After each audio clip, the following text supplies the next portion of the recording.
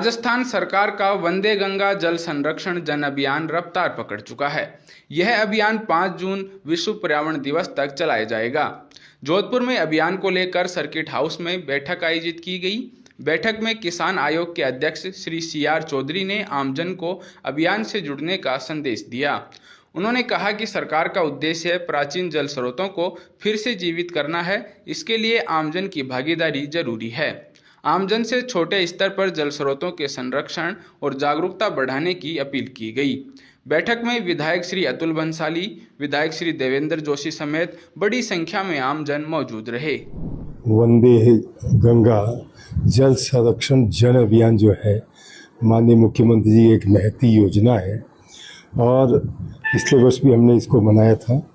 इस वर्ष 25 तारीख से यानी गंगा दशहरा के दिन से पूरे राजस्थान में शुभारंभ किया गया और इस कार्यक्रम के तहत 5 तक तो औपचारिक रूप से 5 जून तक सारे के सारे प्रशासन, जनप्रतिनिधिगण और हमारी पार्टी के सारे कार्यकर्ता लोग जहाँ भी हमारे पुराने रिजर्वोयर्स हैं, पुराने जल स्रोत हैं, चाहे वो कोई नाला रोक रहा हो, चाहे तालाब में पानी नहीं आ रहा हो, उसको रुकावट आ रही हो, या तालाब में गंदगी पड़ी हो, उनको पुराने जल स्रोतों को भी सही करना, साथ में लोगों को जागरूक करना, लोगों की आदत का शुमार बनाना और लोगों से निवेदन करना कि जल है तो कल है और जल है तो जीवन है।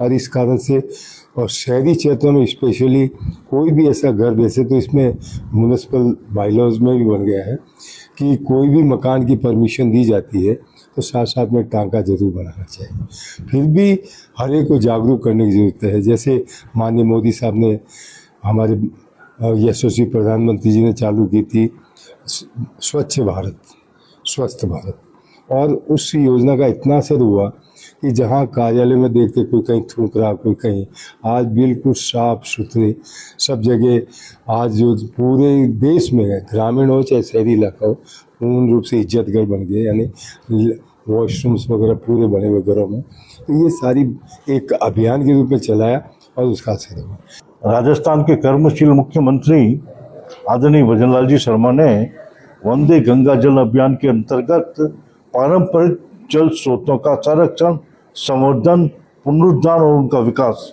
यह महती योजना गंगा दशहरा 25 मई से लेकर जो हाथ में ली है, मैं उसका स्वागत करता हूँ, अभिनंदन करता हूँ।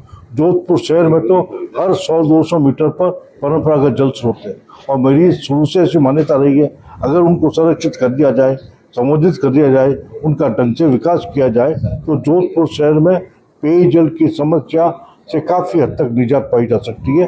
क्यों परंपरागत जो जल स्रोत है, कई जल स्रोत इसमें पाताल तोड़ भी है, इसमें 24 घंटे पानी आता है और कई जल स्रोत ऐसे हैं परंपरागत रूप से उनको चिकित्सकीय परामर्श के अनुसार भी उनका पानी काम में लिया जाता था। जत्ता बैराज का सबसे बड़ा उदाहरण है।